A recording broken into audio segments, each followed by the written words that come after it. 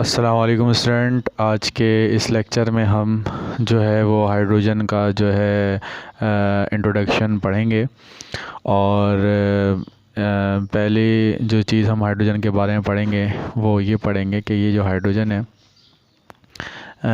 ये किस फॉर्म में पाया जाता है यूनिवर्स के अंदर, और इसका जो परसेंटेज है जिस भी फॉर्म में पाई जाती है वो किस तरह की है। तो सबसे पहले देखें, ये हमारे पास जो है वो जो हाइड्रोजन है वो आपका जो है यूनिवर्स के अंदर। अब यूनिवर्स का मतलब ये होता है कि उसमें आपकी ज़मीन भी शामिल है, ठीक है, अर्थ भी शामिल है, फिर अर्थ के साथ साथ आपका एटमॉस्फेयर, और इस यूनिवर्स के अंदर और जो भी प्लैनेट्स जो है वो मौजूद हैं वो भी उसके अंदर जो है वो शामिल हैं। तो सबसे पहली चीज़ तो याद रखिएगा, तकरीबन जो है वो total 70% of the total mass of the universe जो है वो आपका हाइड्रोजन का है, ठीक है। और जो यूनिवर्स के अंदर बहुत सारे स्पेस के अंदर बहुत सारे जो प्लैनेट्स हैं, जैसे जुपिटर है, सैटर्न है, सन है, इसके अंदर जो मेजर प्रिंसिपल कंटेंट होता है वो आपका हाइड्रोजन ही होता है, ठीक है। और अगर आप जो है इसको ज़मीन के टोटल मास में देखेंगे, ठीक है, अर्थ के, तो तकरीबन 0.15% बाय मास जो होता है वो ये आपके पास जो होता है मौजूद होता है, ठीक है। और अगर आप इसको कंबाइन स्टेट में देखेंगे, ठीक है, तो कंबाइन स्टेट में देखेंगे तो कंबाइन स्टेट में तकरीबन जो है ये 15.4% जो होता है वो ये मौजूद होता है। जैसे पौधों में अगर आप देखें कार्बोहाइड्रेट्स है, ठीक है, फैट्स हैं, अगर एनिमल्स के टिश्यूज़ में देखें आप, और पेट्रोलियम में देखें, तो ये कंबाइन स्टेट में तकरीबन जो है 15.4% जो होता है वो आपके पास मौजूद होता है, ठीक है। और इसकी ऑकरेंस ये है कि ये एलिमेंटल फॉर्म में ही पाया जाता है और आइसोटोपिक फॉर्म में ही पाया जाता है। अब ये जो एलिमेंटल और आइसोटोपिक फॉर्म है ये हम अभी आगे जाके पढ़ेंगे। तो ये छोटा सा इंट्रोडक्शन था हाइड्रोजन के बारे में कि क्या परसेंटेज इसकी जो है वो यूनिवर्स के अंदर मौजूद है। अब देखिए, इसके अंदर जो है वो हाइड्रोजन की मुख्तलिफ़ टाइप्स हैं, और उनमें से जो हम आज पहली टाइप पढ़ने जा रहे हैं वो हम पढ़ने जा रहे हैं एटॉमिक हाइड्रोजन की, ठीक है। अब सबसे पहली चीज़ ये है कि हाइड्रोजन की बहुत सारी फॉर्म हैं। एटॉमिक हाइड्रोजन भी है, वो भी हम पढ़ेंगे। नेस्केंट हाइड्रोजन भी है, वो भी हम पढ़ेंगे। और सबसे पहले जो कॉमन हाइड्रोजन है, ऑर्डिनरी हाइड्रोजन है, उसको हम H2 कहते हैं। जो आमतौर पर हाइड्रोजन जो कंबाइन स्टेट के अंदर आमतौर पर पाया जाता है उसको हम जो है वो ऑर्डिनरी हाइड्रोजन कहते हैं, ठीक है, H2। अब आ जाएं सबसे पहले आप एटॉमिक हाइड्रोजन की तरफ।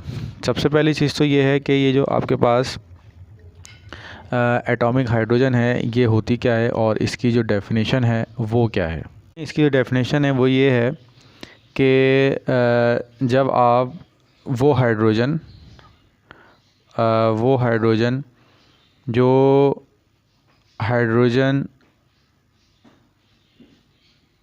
Which is formed by the dissociation of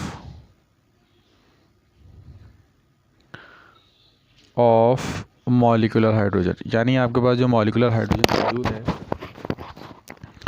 molecular hydrogen H2, उसको जब आप डिसोसिएट करते हैं तो ये जो आपके पास आती है इसको हम कहते हैं is known as atomic hydrogen. ये तो पहली आपकी डेफिनेशन है एटॉमिक हाइड्रोजन की, ठीक है। अब इसको देख लेते हैं, इसकी हम प्रिपरेशन देख लेते हैं, ठीक है। तो इसकी जो प्रिपरेशन है, पहली प्रिपरेशन लिख लेते हैं हम इसकी।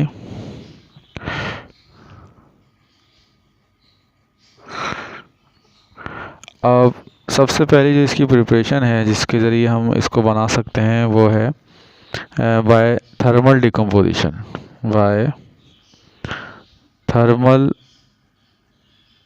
डिकम्पोजिशन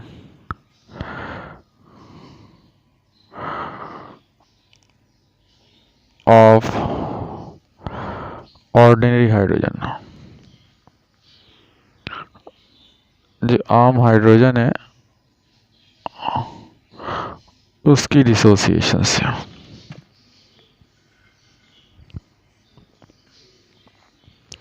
अब इसमें देखें, ये आपके पास जो आपको पता है कि ये जो हाइड्रोजन है H2, इनके दरमियान जो बॉन्ड मौजूद होती है इसको मॉलिक्यूलर हाइड्रोजन कहते हैं, और ये कोवलेंट बॉन्ड इनके दरमियान मौजूद होती है, और ये बहुत ही क्या होती है, स्ट्रॉन्ग बॉन्ड होती है, ठीक है। और इसको बॉन्ड को ब्रेक करने के लिए हम हीट देते हैं, तकरीबन 104 किलो कैलोरीज, ये एक बहुत ह्यूज अमाउंट होती है, ये हम इसको देते हैं। और तकरीबन इसको 500 सेंटीग्रेड के ऊपर तकरीबन हम हीट करते हैं, ये कहलाती है थर्मल डिकम्पोजिशन। यानी आपने हीट दी और हीट देने के बाद जो है ये आपका जो है वो ब्रेक हो गया किसके अंदर, एटॉमिक फॉर्म में। तो इसको हम कहते हैं कि ये हमारे पास जो है वो एटॉमिक फॉर्म है, ठीक है, और इसको हम जो है वो एटॉमिक हाइड्रोजन कहते हैं। और ये जो शुरू में आपको लिखी हुई नज़र आ रही है ये आपके पास जो है वो मॉलिक्यूलर हाइड्रोजन है,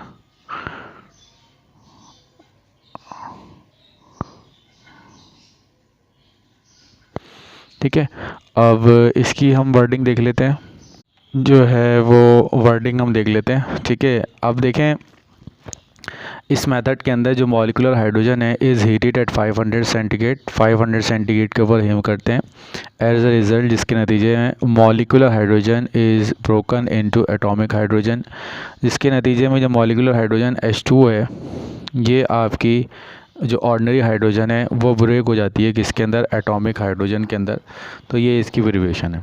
तो आमतौर पे ये पूछा जाता है एटॉमिक हाइड्रोजन क्या होती है, और इसकी जो है आप प्रिपरेशन जो है वो आप लिखते हैं।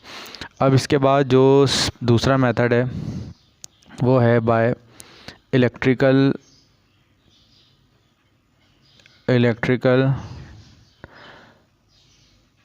Dissociation at low pressure. आप इलेक्ट्रिक करंट दें और इलेक्ट्रिक करंट के नतीजे में वो आपके पास क्या हो जाए, ब्रेक हो जाए। अब यहाँ पर देख लेते हैं, इसका सेटअप देख लेते हैं क्या होता है। आमतौर पर इसका सेटअप ये होता है कि आपके पास जो है वो ये इस तरह की ट्यूब होती है, ठीक है, और इसमें जो है वो आपके पास बैटरी लगी हुई होती है यहाँ पर, ठीक है, और इसमें जो होता है वो हाइड्रोजन गैस आपके पास क्या होती है, मौजूद होती है। अब जैसे ही आप इलेक्ट्रिकल डिस्चार्ज देते हैं, इलेक्ट्रिकल करंट इसमें प्रोवाइड करते हैं, तो ये जो हाइड्रोजन होती है ये हाइड्रोजन आपके पास जो है वो एटॉमिक हाइड्रोजन के अंदर ब्रेक हो जाती है। जैसे आपने इलेक्ट्रोलिसिस में देखा था इलेक्ट्रिक करंट पास करते हैं, तो इसी तरह से ये आपके पास डिस्चार्ज ट्यूब होती है। डिस्चार्ज ट्यूब एक्सपेरिमेंट भी आपने पढ़ा होगा, ठीक है, फर्स्ट ईयर के अंदर। तो उस डिस्चार्ज ट्यूब में हम जो है वो हाई वोल्टेज क्या करते हैं, पास करते हैं। तो हाई वोल्टेज पास करने के नतीजे में देखें ये आपके पास है मॉलिक्यूलर हाइड्रोजन, ये आपके पास है मॉलिक्यूलर हाइड्रोजन, ये H2 है, ठीक है, और इसमें आपके पास इलेक्ट्रिक डिस्चार्ज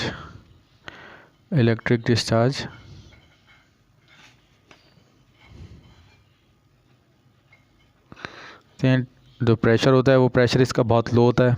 ये मैंने 9th में भी आपको फर्स्ट टाइम मैंने आपको बताया था कि लो प्रेशर के ऊपर जो होती है वो गैसेस भी इलेक्ट्रिक करंट पास करना शुरू कर देती हैं। तो ये आपका जो है वो एटॉमिक हाइड्रोजन के अंदर क्या होती है, कन्वर्ट हो जाती है। अब देखें इसके अंदर भी जो है वो इसकी वर्डिंग हम देख लेते हैं क्या है इसकी वर्डिंग।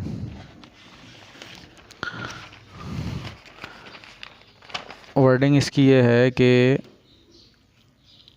अब इसमें भी देख लेते हैं हम कि इस मेथड में हाई इलेक्ट्रिक डिस्चार्ज इस पास थ्रू हाइड्रोजन गैस, वो जो सेटअप मैंने आपको दिखाया था, high electric discharge electric current उसमें पास करते हैं, और जो उसका प्रेशर होता है वो बहुत लो होता है, जिसकी वजह से जो मॉलिक्यूलर हाइड्रोजन होती है वो एटॉमिक हाइड्रोजन के अंदर जो है वो आपके पास कन्वर्ट हो जाती है। तो ये पहली टाइप थी आपके पास हाइड्रोजन की, जिसे हम क्या कहते हैं, एटॉमिक हाइड्रोजन कहते हैं, ठीक है। अब इसकी जो है वो कुछ प्रॉपर्टीज़ है, प्रॉपर्टीज़ हम देख लेते हैं, ठीक है। अब प्रॉपर्टीज़ देख लेते हैं हम। सबसे पहले इनकी क्या है, केमिकल प्रॉपर्टीज़।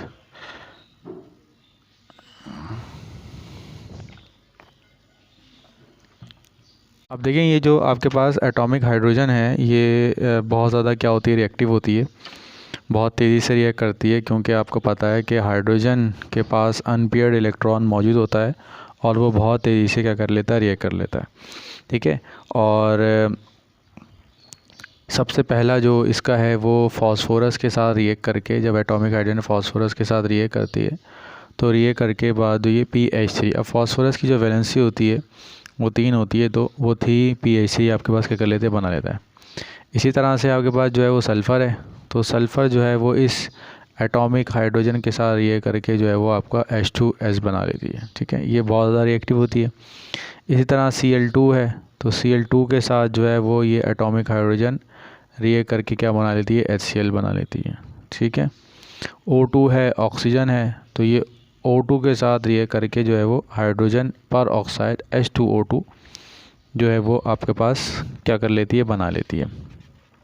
ठीक है, अच्छा, दूसरी सबसे अहम इम्पॉर्टेंट प्रॉपर्टी इसकी क्या है कि ये आपके पास रिड्यूसिंग एजेंट होती है। रिड्यूसिंग एजेंट का मतलब ये होता है कि एडिशन ऑफ हाइड्रोजन, ठीक है, एडिशन ऑफ हाइड्रोजन और रिमूवल ऑफ ऑक्सीजन, तो इसको भी हम क्या कहते हैं, ये हमारे पास क्या है, रिडक्शन है, रिड्यूसिंग एजेंट है। अब यहाँ पर देखें, अब इस हाइड्रोजन ने क्या किया है, इसमें से ऑक्सीजन को निकाल दिया, क्या कर दिया, देखें, इसमें से हाइड्रोजन ने क्या किया, इसमें से ऑक्सीजन को कर दिया। तो इस हाइड्रोजन ने क्या किया है, ये जो आपके पास ऑक्साइड था, इस ऑक्साइड को इन्होंने रिड्यूस कर दिया है। ठीक है, और ये फर्स्ट ईयर का एक लेक्चर है ऑक्सीडेशन और रिडक्शन वाला, जिसके अंदर मैंने डिटेल के साथ ये सारी टर्म्स जो हैं वो डिस्कस की हुई हैं। अगर किसी ने ऑक्सीडेशन रिडक्शन देखना है तो वो उस वीडियो को फर्स्ट ईयर की ऑक्सीडेशन और रिडक्शन वाली आप उसमें देख सकते हैं। इसी तरह से जो दूसरे आपके पास मेटल्स होते हैं, तो ये दूसरे मेटल को भी एटॉमिक फॉर्म में कन्वर्ट कर देता है। जैसे ये Cl है, अभी इसकी जो पोजीशन ऑक्सीजन स्टेट +1 है, तो अब ये क्या कर देगा, इसको, अब देखिए इस पर कोई चार्ज नहीं है, तो ये इसको जो है इसने इसको भी कहेंगे कि रिड्यूस करवा दिया। मैंने बताया वैलेंसी का रिड्यूस होना, ये 1 से किस पे चली गई, 0 पे चली गई, तो इसने क्या किया, इसको क्या कर दिया, आपका रिड्यूस करवा दिया। ठीक है, तो ये कहते हैं, इसको हम कहते हैं कि ये हमारे पास जो है वो रिड्यूसिंग एजेंट के तौर पर भी आपके पास क्या होता है, यूज़ होता है, और ये बहुत स्ट्रॉन्ग रिड्यूसिंग एजेंट है। ठीक है, अब इसके यूजेस देख लेते हैं। यूजेस क्या क्या हैं इसके। ठीक है, यूजेस ये है कि ये रिड्यूसिंग एजेंट के तौर पर यूज़ होता है। ठीक है, स्ट्रॉन्ग रिड्यूसिंग एजेंट के तौर पर यूज़ होता है। ठीक है, इसका जो दूसरा यूज़ है, वो दूसरा यूज़ है इसका वेल्डिंग पर्पस के भी लिए भी यूज़ होता है ये। ठीक है, वेल्डिंग पर्पस के लिए हम इसको यूज़ करते हैं। और ये एटॉमिक जो टॉर्चेस होती हैं, ठीक है, जहाँ पर आपको जो है बहुत ज़्यादा हाई टेम्परेचर चाहिए होता है, तकरीबन 5000 सेंटीग्रेड चाहिए होता है, तो वहाँ पर हम इस एटॉमिक हाइड्रोजन को यूज़ करते हैं, ताकि जो है हम हाई टेम्परेचर जो है वो प्रोवाइड कर सकें। It is use in atomic torch to attain very high temperature, और वो तकरीबन जो है वो अप टू 5000 सेंटीग्रेड, इतने हाई टेम्परेचर को प्रोवाइड करने के लिए हम जो है वो इसको यूज़ करते हैं। इसके बाद जो हमारे पास सेकंड टाइप है वो हमारे पास है नेस्केंट हाइड्रोजन। अब देखिए सारी हाइड्रोजन ही है, लेकिन ये जो है वो मुख्तलिफ़ फॉर्म्स के अंदर जो है वो आपको जो होगी वो मिलेगी। ठीक है, अब सबसे पहले हमारे पास है, इसके बाद सेकंड जो हाइड्रोजन है वो हमारे पास है नेस्केंट हाइड्रोजन। अब देखिए नेस्केंट, ये आपने 9th में ही पढ़ा होगा, तो जो नेस्केंट का मतलब होता है वो होता है न्यूली बॉर्न, यानी जो अभी अभी न्यूली बॉर्न हो, फ़ौरन जो है वो आपके पास पैदा हो। अब वो कैसे न्यूली बॉर्न, इसको हम समझ लेते हैं। अब देखें, जैसे मिसाल के तौर पर ये एक बहुत ही मशहूर रिएक्शन है एसिड्स का। इसमें देखें जिंक जो है वो मेटल है और वो हाइड्रोजन HCl के साथ हम रिएक्ट करते हैं, तो आपने देखा होगा कि इसमें से एक तो आपका जिंक क्लोराइड बढ़ा देता है। ठीक है, ये तो प्रॉपर्टी आपको पता है, और दूसरा ये है कि जो हाइड्रोजन आपके पास आती है ये सबसे पहले ये ड्यूरिंग द केमिकल रिएक्शन आपके पास क्या होती है, प्रिपेयर होती है, ठीक है, यानी ये एटॉमिक फॉर्म में आती है। इसको ये भी एटॉमिक फॉर्म है, लेकिन ये जो एटॉमिक फॉर्म है ये वो एटॉमिक फॉर्म है जो केमिकल रिएक्शन के दौरान पैदा हुई, बहुत ही शॉर्ट पीरियड के लिए, और इसको हम जो रिप्रेजेंट करते हैं वो इस ब्रैकेट से रिप्रेजेंट करते हैं। अब ये जो आपके पास हाइड्रोजन प्रोड्यूस हुई है ये भी एटॉमिक फॉर्म है, लेकिन ये during the chemical reaction produce हुई, इसको आपने कोई एनर्जी देना नहीं पड़ी, ये ख़ुद ब खुद केमिकल रिएक्शन के दौरान पैदा हुई, और केमिकल रिएक्शन के दौरान पैदा होने के बाद विद इन माइक्रोसेकंड ये दोबारा कंबाइन होकर किसके में कन्वर्ट हो गई, ये मॉलिक्यूलर हाइड्रोजन के अंदर कन्वर्ट हो गई। तो इसको फिर हम कहते हैं कि ये ऐसी, इसलिए कहते हैं न्यूली बॉर्न जो केमिकल रिएक्शन के दौरान पैदा हो with in short period of time, और फिर कंबाइन होकर जो है वो आप क्या बना लें, इसको मॉलिक्यूलर हाइड्रोजन बना लें। तो ऐसी हाइड्रोजन को हम कहते हैं कि ये हमारे पास जो है वो नेस्केंट हाइड्रोजन है, ठीक है। ये आपको समझ में आ गया होगा बहुत मुख्तसर सा कि नेस्केंट हाइड्रोजन वो हाइड्रोजन होती है जो ड्यूरिंग द केमिकल रिएक्शन जो होती है वो प्रोड्यूस होती है, और केमिकल रिएक्शन प्रोड्यूस होने के बाद बहुत ही शॉर्ट पीरियड ऑफ टाइम के बाद दोबारा जो है वो मॉलिक्यूलर हाइड्रोजन में कन्वर्ट हो जाती है। तो इसको देख लेते हैं हम। आ गया होगा आपको, the word nascent mean just born और फॉर्म, यानी जो केमिकल रिएक्शन के दौरान जो है वो पैदा हुई हो, और word by nascent hydrogen at the time of its formation during a chemical reaction, जो केमिकल रिएक्शन के दौरान बने, और it is also a form of atomic hydrogen, ये भी एक एटॉमिक हाइड्रोजन है, लेकिन उस एटॉमिक हाइड्रोजन और इस एटॉमिक हाइड्रोजन में जो बुनियादी फ़र्क है, उस एटॉमिक हाइड्रोजन को आपको जो है वो एनर्जी प्रोवाइड करनी पड़ती है, वो फिर ब्रेक होती है, और ब्रेक होने के बाद जो है वो बनती है, और ये ड्यूरिंग द केमिकल रिएक्शन। अब इसका जो सवाल आता है वो ये आता है, डिफरेंस बिटवीन एटॉमिक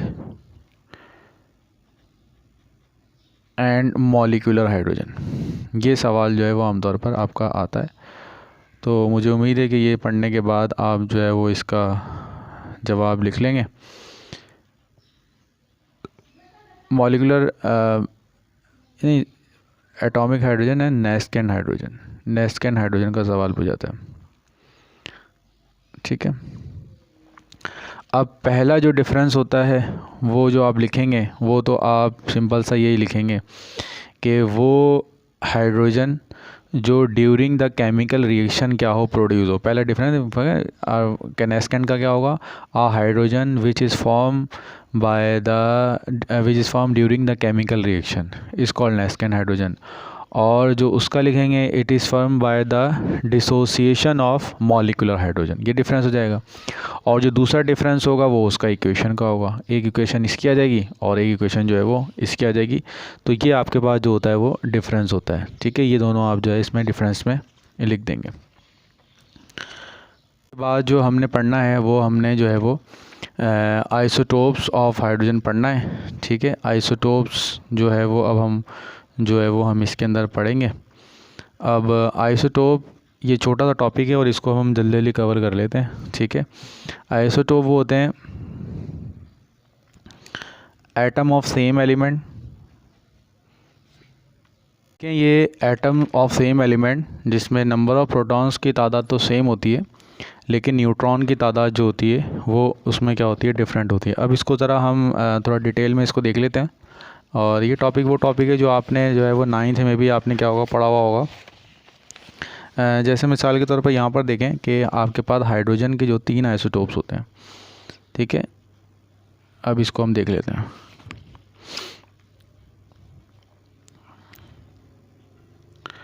सबसे पहली चीज़ देखें कि जो सब हाइड्रोजन जो है वो सबसे सिंपलेस्ट जो है वो आपके पास एलिमेंट है।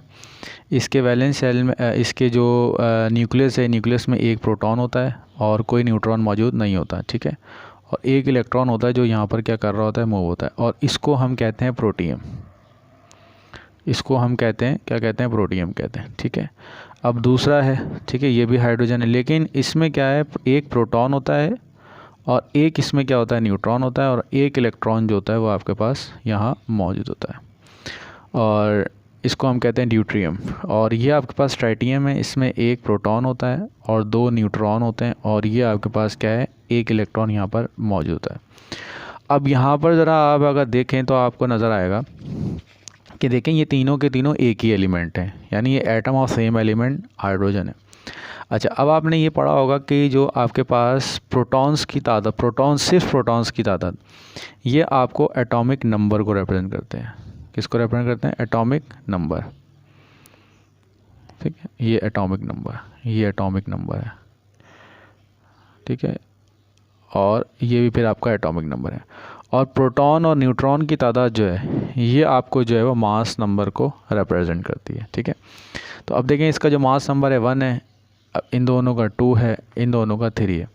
तो इस चीज़ में आपको नज़र आया है कि भाई यहाँ पर जो है वो आपके पास जो हाइड्रोजन है वो 3 जो है वो आइसोटोपिक फॉर्म के अंदर मौजूद है। अब यहाँ पर देखें इन तीनों आइसोटोपिक फॉर्म में जो प्रोटॉन्स की तादाद है वो जो है वो सबकी सेम है। एक प्रोटॉन इसमें भी, एक प्रोटॉन इसमें भी और एक प्रोटॉन इसमें भी है। और प्रोटॉन ही वो फंडामेंटल प्रॉपर्टी होती है जिससे हम एलिमेंट को पहचानते हैं। अगर किसी एटम का प्रोटॉन सेम है तो वो एलिमेंट सेम है, और अगर प्रोटॉन ही डिफरेंट हो गया तो वो एलिमेंट भी क्या हो जाएगा? डिफरेंट हो जाएगा। और यही हम पढ़ के आए हैं। तो इसका मतलब अभी आपको डेफिनेशन समझ में आ गई होगी कि इसमें जो है वो क्या है कि आपके पास जो एटम जो है वो सेम एलिमेंट के एटम है, atom of same element having same number of proton but different number of neutrons इसके अंदर क्या होते हैं? मौजूद होते हैं। ठीक है, अब हम इसके जो है वो आइसोटोपिक फॉर्म सबसे पहले पढ़ लेते हैं। ठीक है, सबसे पहले हमारे पास जो है, ये तो अभी हम पढ़ चुके ही हैं, हमारे पास जो है वो सबसे पहला हमारे पास है प्रोटियम। सबसे पहले हम देख लेते हैं प्रोटियम को, देख लेते हैं। ठीक है, ये बता चुका हूँ मैं, दोबारा आपको नहीं लिखवा रहा। तो ये पहला आपके पास है प्रोटियम। ठीक है, ठीक है। अब प्रोटियम में ज़रा आप देख लीजिए कि प्रोटियम में जो है वो सबसे ज़्यादा, ये जो है वो आपका प्रोटियम जो है वो सबसे सिंपलेस्ट है। एक तो सिंपलेस्ट का मतलब एक ही प्रोटॉन है और कोई न्यूट्रॉन इसके अंदर आपके पास मौजूद नहीं है। ठीक है, और लाइटेस्ट है, सबसे जो है वो यूनिवर्स के अंदर जो सबसे हल्का सा हल्का एलिमेंट जो मिल सकता है वो आपके पास जो है वो है। एंड मोस्ट अबेंडेंट, यानी अब most abundant form of hydrogen, यानी हाइड्रोजन के आपके पास जो है वो 3 जो है वो हाइड्रोजन है, प्रोटियम है, ड्यूट्रियम है और ट्राइटियम है। ठीक है, तो ये सबसे ज़्यादा है। अच्छा, अब देखें इसके अंदर होता ये कि जैसे ये तीन पढ़े हैं तो इनकी ना यूनिवर्स के अंदर कुछ परसेंटेज होती है। तो ये अगर मिसाल के तौर पर अगर हम देखेंगे तो ये 99.98% जो होता है वो आपका जो है वो हाइड्रोजन जो होता है मौजूद होता है। ठीक है, और ड्यूट्रियम जो है वो 0.0156% जो होता है वो मौजूद है। ठीक है, और ये जो ट्राइटियम है ये 4.0 × 10⁻⁻15, यानी सबसे ज़्यादा। यानी इसकी मिसाल ऐसे है कि अगर आपके पास 100 एटम है, ठीक है, तो 100 एटम में से तकरीबन जो 99.98% मौजूद, यानी आपने को अमाउंट ले ली हाइड्रोजन की, तो हाइड्रोजन की जो अमाउंट है इसको हम एबेंडेंस कहते हैं, कितनी मिकदार में पाया जाता है। तो अगर हमने कुछ अमाउंट ले लिया हाइड्रोजन की, तो उस हाइड्रोजन में इतनी मिकदार जो होगी वो हाइड्रोजन की प्रोटियम की होगी, इतनी कम मिकदार जो है वो आपके पास ड्यूट्रियम की होगी, और सबसे कम मिकदार जो है वो ट्राइटियम की आपके पास मौजूद होगी। इसको एबेंडेंस कहते हैं। तो सबसे ज़्यादा एबेंडेंट फॉर्म जो हाइड्रोजन की है वो आपके पास प्रोटियम है। ठीक है, और इसमें जो अब ये तो बताने की ज़रूरत नहीं है, इसमें प्रोटॉन जो होता है वो अब आप ये लिख लीजिएगा, it contain 1 proton, one proton, it contain 1 proton. ठीक है, और 0 न्यूट्रॉन होता है इसके अंदर। ठीक है, और 1 इलेक्ट्रॉन इसके अंदर जो है वो आपके पास मौजूद होता है। ठीक है, एटॉमिक नंबर जो है वो इसका 1 होता है। ठीक है, एटॉमिक नंबर जो होता है इसका 1 होता है, और मास नंबर भी इसका जो होता है वो 1 ही होता है। ठीक है, क्योंकि प्रोटॉन और न्यूट्रॉन से मिलके बनता है, तो न्यूट्रॉन तो इसके अंदर होता नहीं। ये चीज़ जो है वो हमने पहले पढ़ ली। ठीक है, और इसके न्यूक्लियस में it contain no neutron in the nucleus. इसके बाद जो है वो प्रोटियम के बाद हम देख लेते हैं ड्यूट्रियम को देख लेते हैं।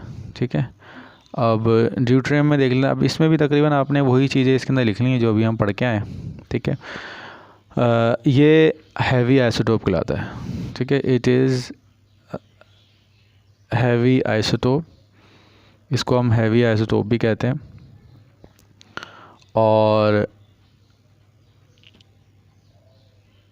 एंड इज़ ऑल्सो कॉल्ड, इसको जो है हम हैवी हाइड्रोजन भी कहते हैं,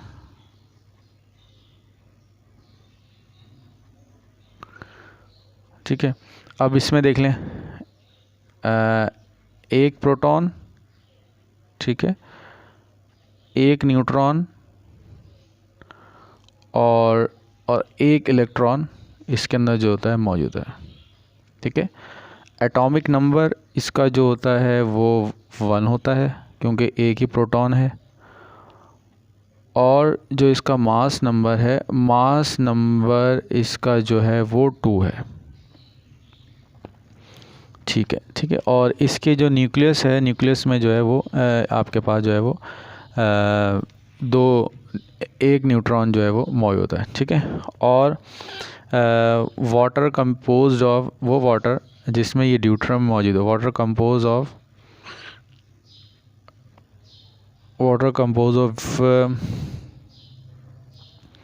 ड्यूटेरियम, जिसमें अगर ड्यूटेरियम मौजूद हो तो उसको हम is also known as heavy water, इसको हम हैवी वाटर भी कहते हैं। यहाँ तक जो है वो हमने इसको पढ़ लिया। अब इसके बाद जो तीसरी चीज़ है वो हम देख लेते हैं, ट्राइटियम है। अच्छा, इसके बाद हमारे पास है ट्राइटियम,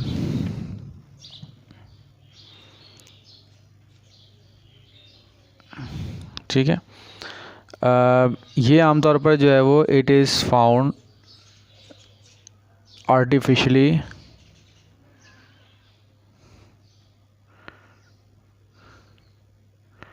इन न्यूक्लियर रिएक्टर्स। आपने जो है वो ये पढ़ा होगा न्यूक्लियर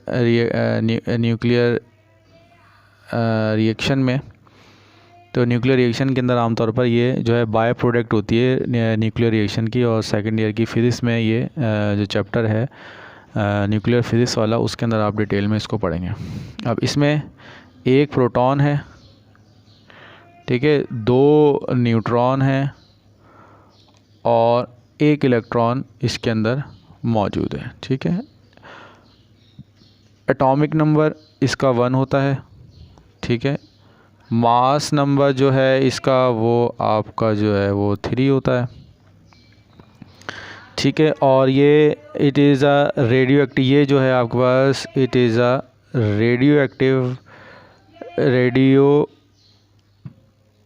आपके पास रेडियो एक्टिव फॉर्म है, ठीक है। और रेडियो एक्टिव एलिमेंट वो होते हैं जिनका जो न्यूक्लियस होता है वो स्पॉन्टेनियसली ब्रेक हो रहा होता है और ना नज़र आने वाली जो रेडिएशंस होती हैं वो उसमें क्या कर रहा होता है, एमिट कर रहा होता है, ठीक है। ये आप डिटेल में फर्स्ट ईयर में पढ़ चुके हैं। और इसकी जो हाफ़ लाइफ होती है 12.5 ईयर होती है। यानी अगर आपने जो है हाइड्रोजन लिया है ट्राइटियम की फॉर्म में, तो ये तकरीबन इसकी जो अमाउंट होगी हाफ़ लाइफ, यानी 12.5 साल के बाद इसकी जो भी अमाउंट होगी वो हाफ़ रह जाएगी, आधी रह जाएगी। इसको हम कहते हैं कि ये हमारे पास जो है वो ट्राइटियम का जो है वो ये एटॉमिक